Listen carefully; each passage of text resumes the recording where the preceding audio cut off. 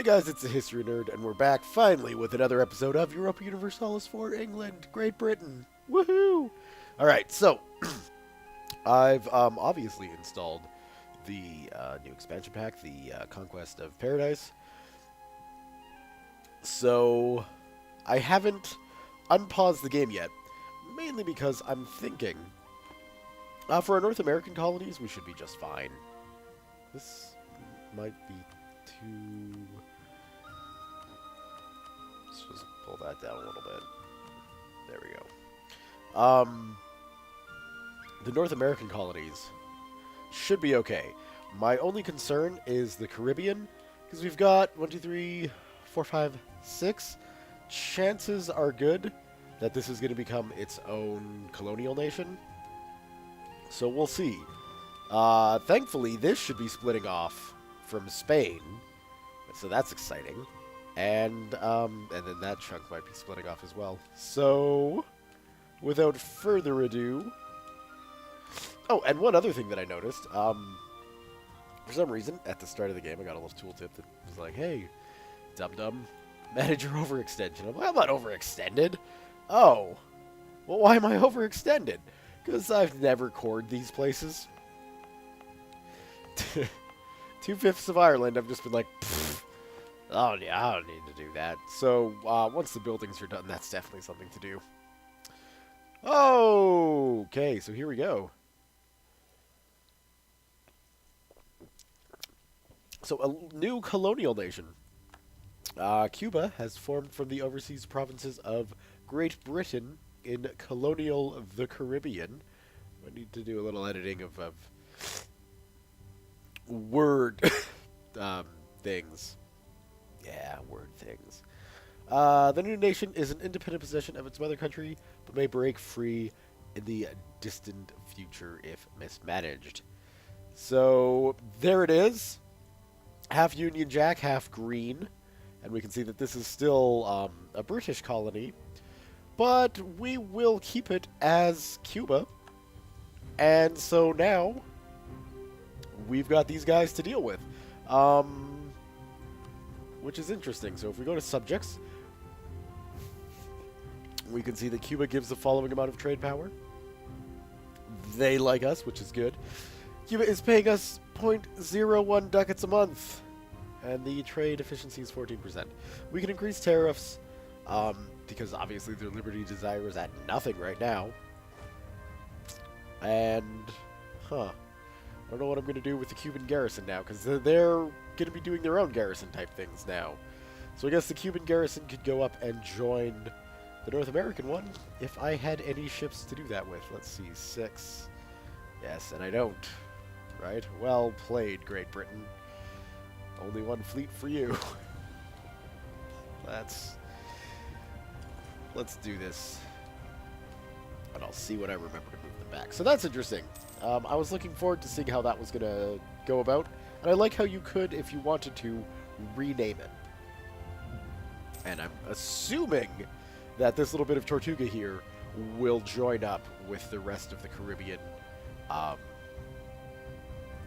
when it's done, and perhaps even Dominica there. But I'm not really sure.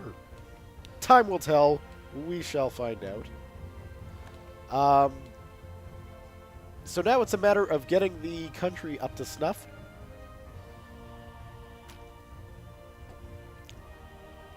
And, oh, that reminds me.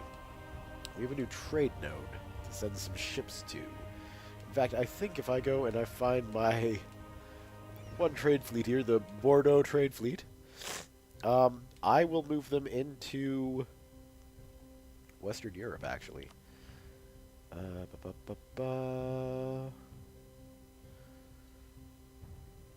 There is no way to do that. Alright, keep it going there. Is it just a merchant? Yep, that's how I gotta do it. Okay. So we could...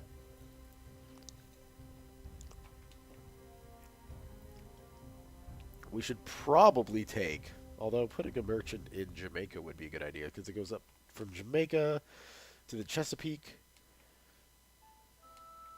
And then out through the St. Lawrence. Damn. Gonna have to secure the St. Lawrence. And then down into England that way, right? Or through... Alright. Alright. We're gonna recall... Oh, he's actually in Bordeaux? Yeah, we're gonna recall Bordeaux and put him in the Western Europe. That should work. Let's see. The cotton produced in one of our colonies has come into focus. It seems that it generates quite a lot of money. Perhaps too much, without being properly taxed. In the spirit of mercantilism, we should force them to trade. We should force them to trade their cotton through our ports instead. This will greatly benefit our own merchants and add lots of income to the crown coffers. Alright, so we could get a random amount of a random diplomatic, administrative, or military power. Or we could just get, you know, a little bit more money out of Cuba. I think we're going to go with a little bit more money out of Cuba. Again, we've got the room to play with. I mean, now we're almost up to... We're over half a ducat. And the Liberty Desire is still really, really tiny. So, good. Good, good, good. We should have a free merchant by now, too, shouldn't we? Yes, we do. Okay. Send you to just transfer trade power from Western Europe into England. Huzzah! Yes, Castilian West. And so there is Florida, and we can see just a little chunk of Spain remains. Blast and damn. I guess we would need to... that fleet isn't there yet still. We'll need to get a conquistador to actually find out what that is. So that's new, because Connecticut certainly was there before. Oh well. We'll sort through all that. Yeah, there are a few new little provinces here that look like they need to be explored. So let's just go ahead and do that. Yes, yes, fighting in Massachusetts. So, yeah, I played around with a little bit of the features, mainly the randomized new world, because that's the neatest thing that I've seen in a Paradox game in a while. And it certainly needs a little bit of work, as everything does at this early stage. But I think what it does is it absolutely captures that whole unknown feeling. Obviously, with the way the world is set up in normal games of EU, or any other Paradox game, you know where everything is, which is slightly historically inaccurate. But, you know, it's the way it had to be done, because, hey, it's a world history simulator. So the fact that that you can get randomized worlds now for the European nations is great. I tried with native nations with the random new world, and it just seems to, like, really screw me over even more. Regardless. We have received reports from our colonial settlers in Tortuga that the land is very fertile and would serve extremely well for sugar plantations. Huzzah! And the influenza. I guess we'll quarantine the port. Where is this? Oh, Fife. Yes, Fife. Yes, that can be quarantined. That's fine.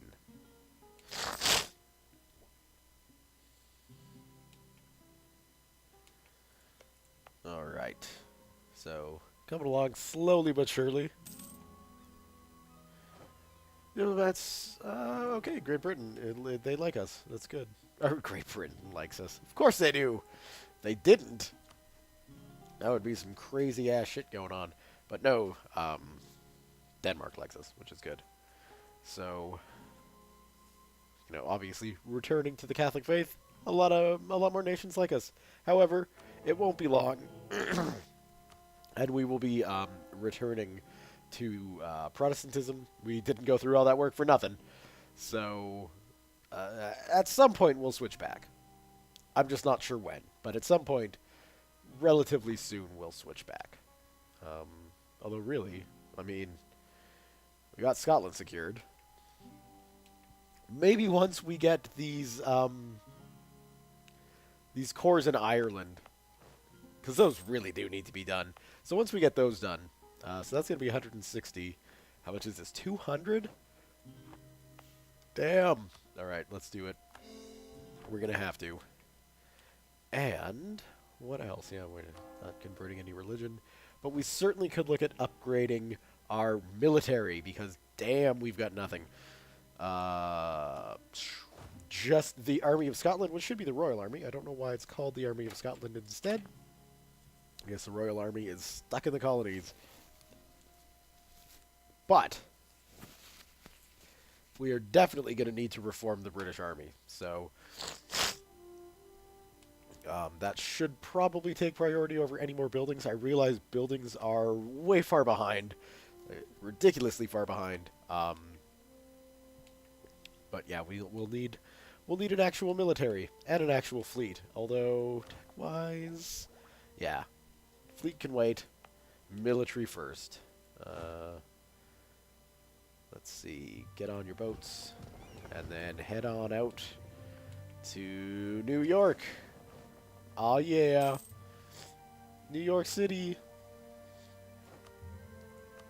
Let's see. Little chunks of Africa. We're going to have to start going in that direction, too.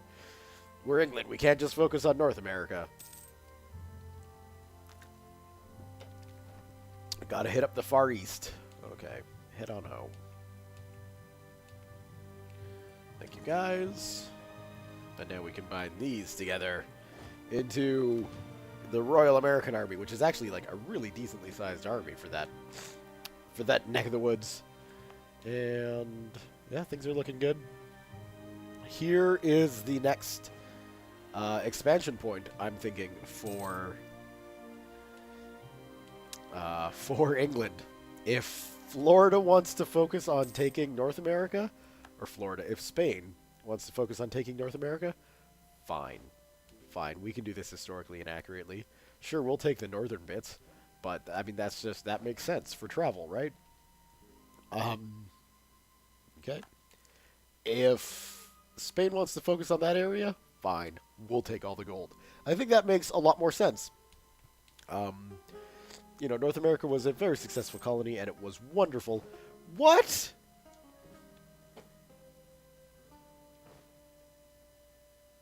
Well, this is ridiculous. I'm not going to be able to defeat these Cuban peasants, and neither is Cuba. What? A man named Essex can't support France for Pope. That just doesn't make any sense. None whatsoever. There we go. Suck it, France. He's ours.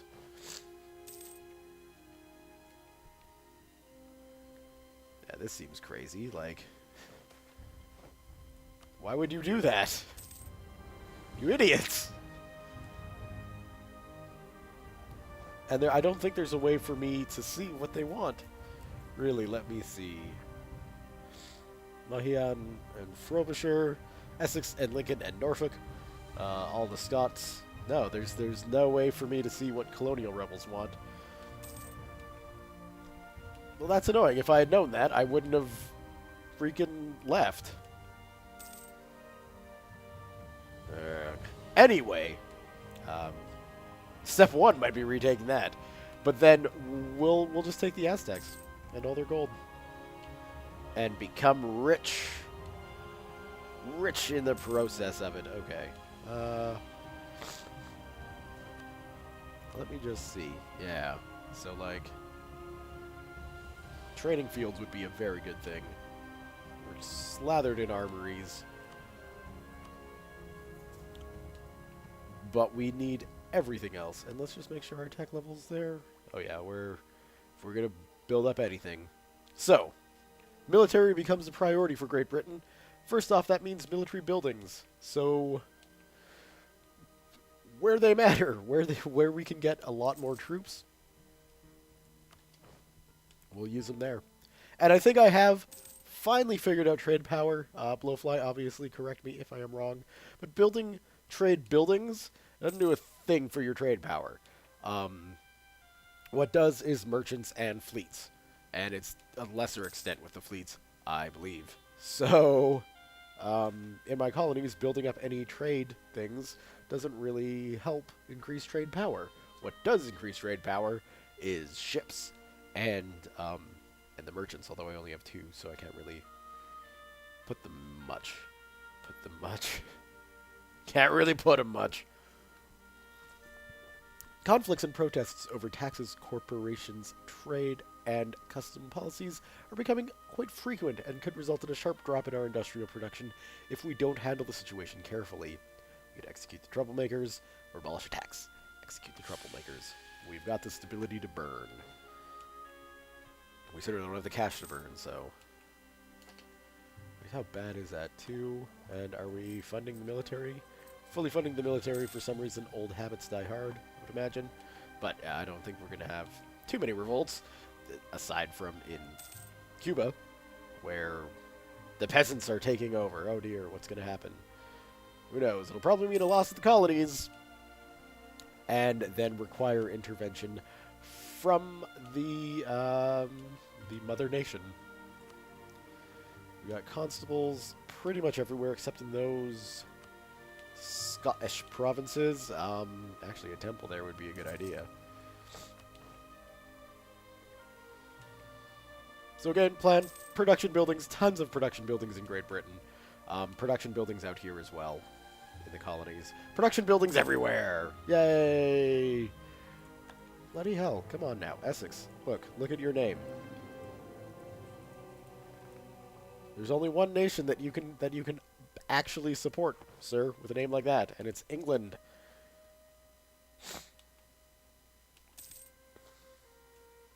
I really should be getting a much better North American fleet on the go. It's becoming evident that that is going to be necessary. But that's also very, very expensive. All of this is expensive, and this is the problem that I'm running into. Is the money. Damn money. Right? Like, really, in the grand scheme of things, for the nation of Great Britain, that is not a good income. Okay, so, yeah, that's fine. They didn't actually do anything, though. So, I wonder if these are just going to remain dependents. Although, yeah, that's hard. Yeah, it'll probably just remain dependents. So, like in real life, if I manage to hold on to, say, Dominica, and if I take St. Thomas here, they will remain parts of the crown. I hope Tortuga doesn't. I hope that joins Spanish Cuba. We're about to find out. Spanish Cuba. I hope it doesn't join Spanish Cuba at all.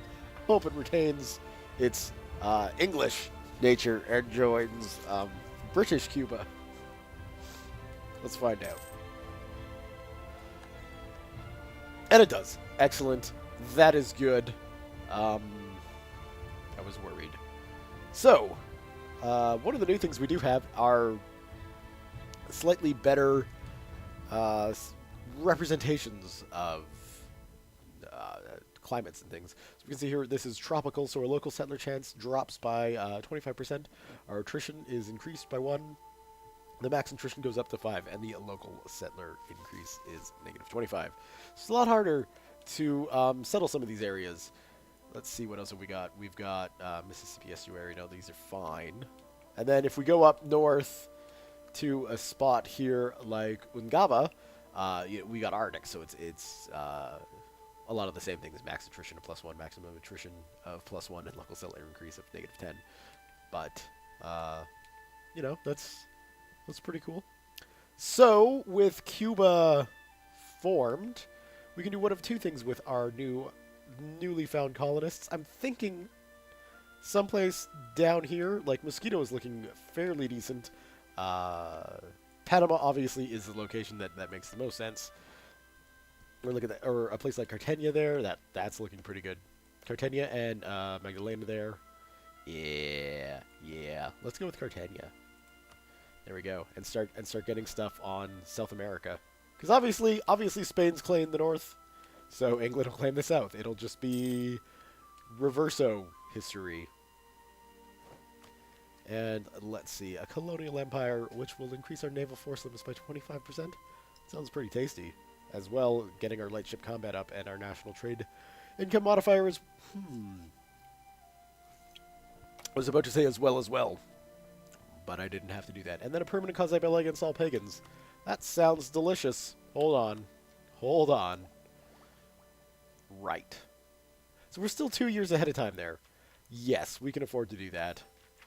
Perfect. The Navigation Act, global empire. So now our fleet size should be even bigger. Huzzah, 80. Wow. We're ready for those new ship technologies, that's for sure.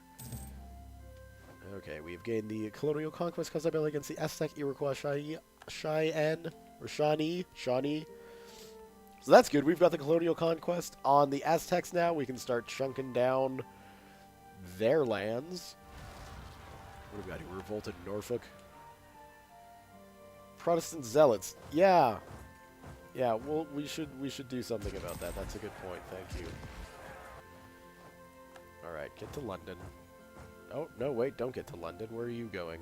Oxfordshire. There we go. Dead. Perfect.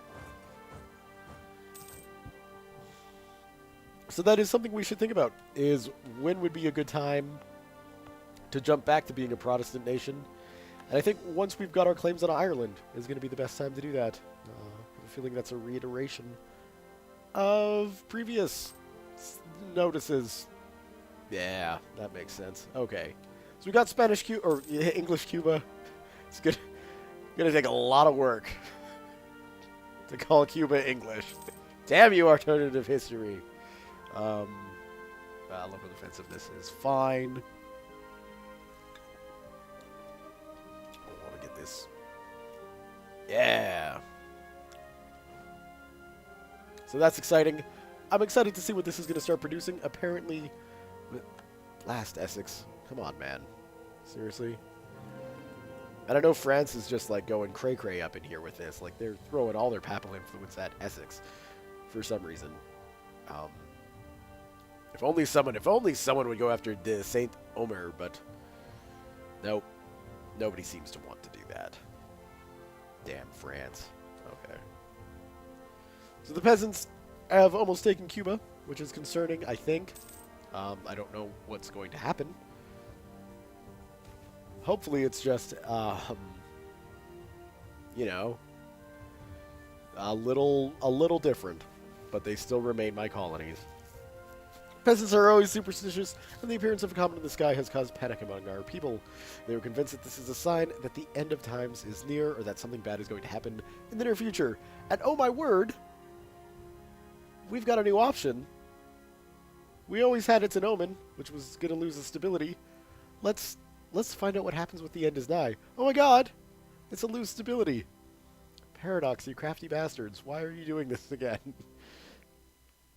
So for those who aren't in the know, the Comet event is one of the least popular events by player base. It certainly was during the EU3 days.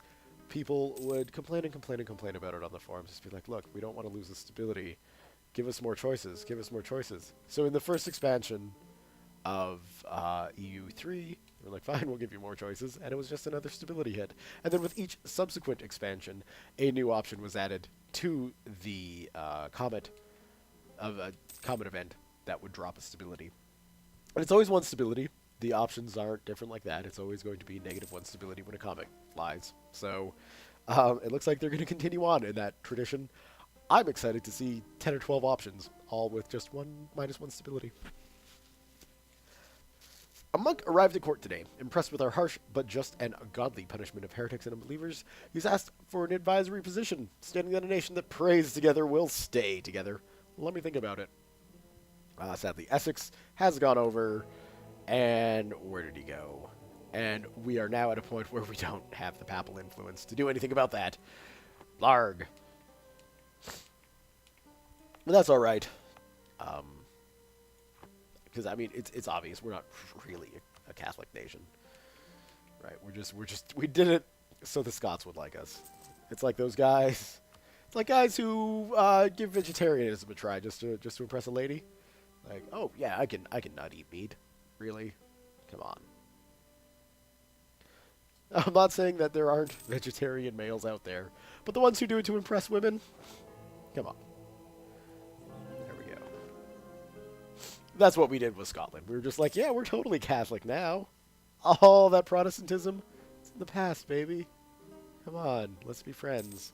Come and move in. And now Scotland's moved in. They're getting settled. You know, we've got cores on them and all that, so that's good.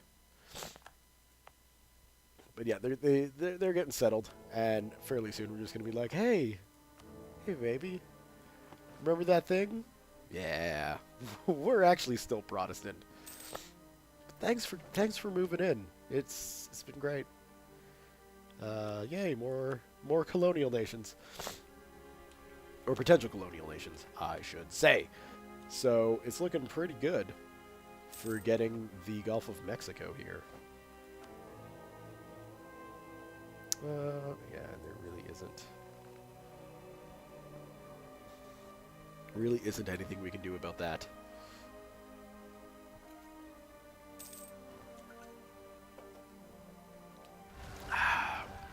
A revolt in Aberdeen.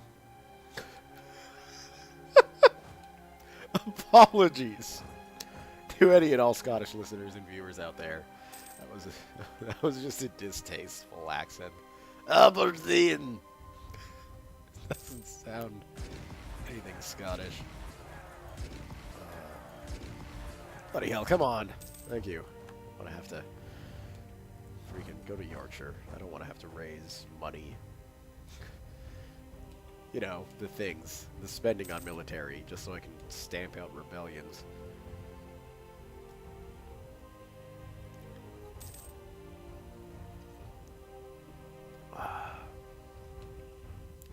That is really depressingly low.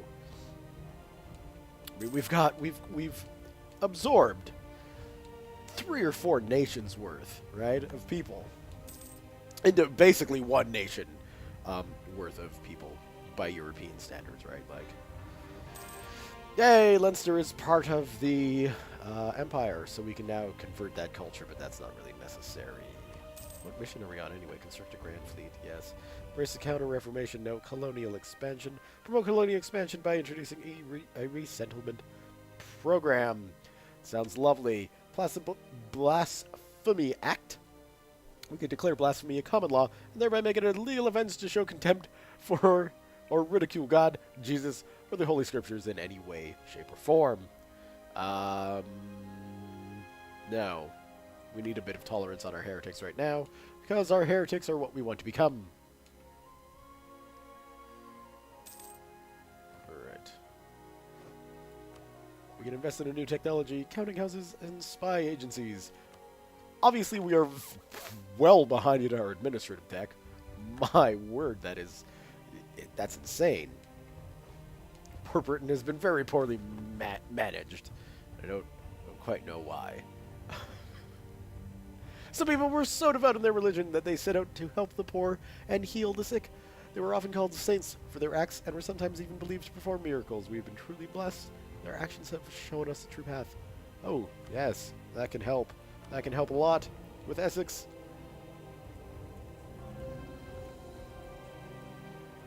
He's ours, France. Leave him be.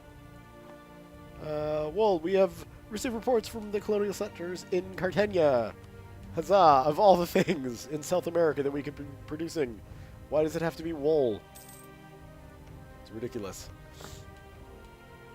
Oh, well. I think next up, we're going to go for Connecticut, and then maybe Massachusetts or Connecticut. What? How can there be 2 Connecticut's? And thankfully one's Catholic. So that was just a little piece of what I had colonized, I guess. Your heir, Mary, breathes heavily. She's been laying in bed for 3 days now, and reflected in the beads of sweat on her forehead is the fear in your eyes for her life. She may not make it through the night unless you do something. Send for a trained medicus.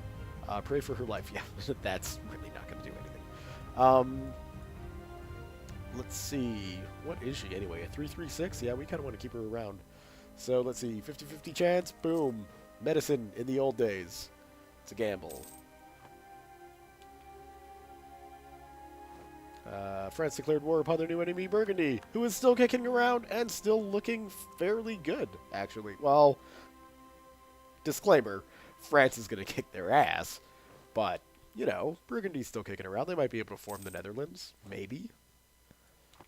If they do, that would be unfortunate for our vengeance on Friesland there, because Friesland is full of a bunch of jerks. Why? Why in Ireland? Okay. Well, let's do this the only way we can, and then we can start building up a army. Yay! So yeah, they've joined Cuba. Good for them. Let's go ahead and secure Catholic Connecticut once we can. Yeah, apparently, it's too remote and inhospitable to be permanently settled, but that Connecticut certainly isn't. Let's go make sure no rebels form to prevent us from taking it. Alright, what do we want? Yeah, we don't really need to increase trade power. The marketplace might be good. Temples, but constables, that's looking like the best thing to build. Probably not in Frobisher either, because, hey, they're not really doing much up there. So, that's... yeah, maybe not an armory. Yeah, I think the constable in New York is the best thing to do. And really start getting New York as the capital of the 13 colonies, which is what I believe that's going to happen, or become. This is lovely. We can see that Cuba is apparently converting their province, because they're Catholic just like us. But they're converting their provinces, which is concerning, to say the least. We're going to want to convert those soon to Protestantism. Yes, there we go. Sail on over there, guys. We should have more than enough to slaughter the Munster nationalists, led by Lorcan O'Brien. Take it, Isaac Smith.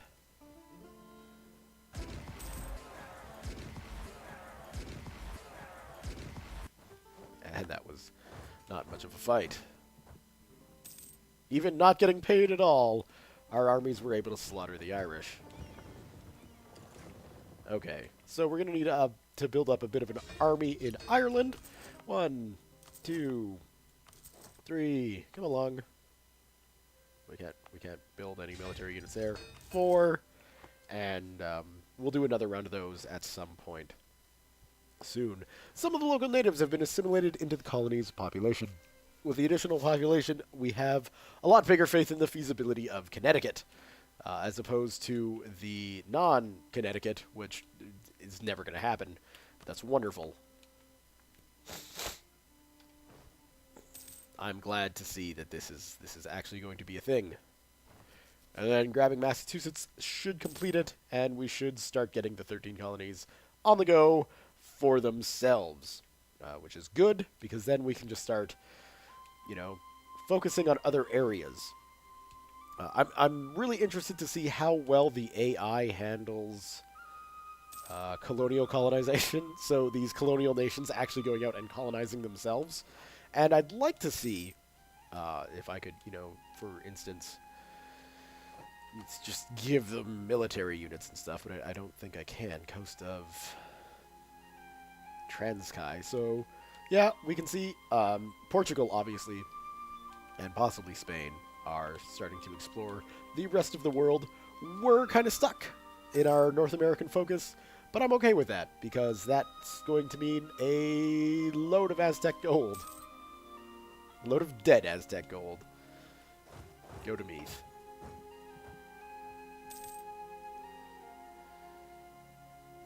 Alright, and so now you guys are the Royal Army, which doesn't make any sense, because you are the Army of Ireland.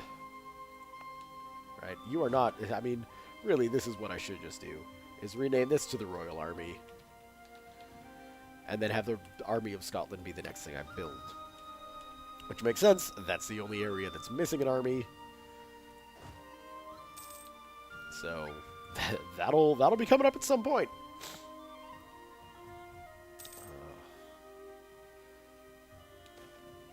Okay. The term is up for Governor Neiman Smith.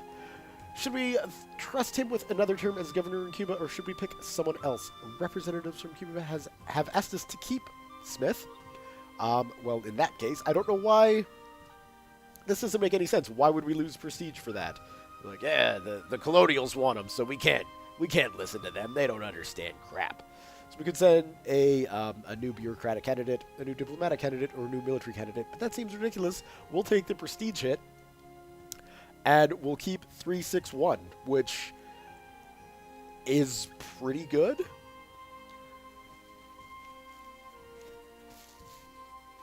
Now, what I don't understand, are these guys like a republic or something? Because it's like, what do you got, Florida, Castilian, West Indies? Yeah, okay. Well, we'll keep them. We'll keep them because that'll make the people in what's it's called, better? Native assimilation in Connecticut. Again, that's good. I just wish that was coming along for the ride. Granted, this is bound to happen when you load up a game in a new expansion, but for my little bits of playing around, it didn't seem that broken, so I figured, hey, we'll roll with it. We're early enough that we don't have many colonies that it's not going to screw with our colonial game, which, if you read the forums, a lot of people have said have happened. So instead, like the forming of Cuba, fully, completely expected, and I'm excited. I'm actually excited to see how the rest of these things turn out. Anyway, I'm going to go ahead and stop the recording here just for now, just to leave the episodes at a half-decent length. But because it's been so long, I'm going to just keep playing and keep recording. So we'll be doing 2 episodes today. I don't know if I'll get them both up today. Obviously, while you guys are watching this one, perhaps you'll see part 2 or part whatever after this part, which is whatever. I don't honestly remember.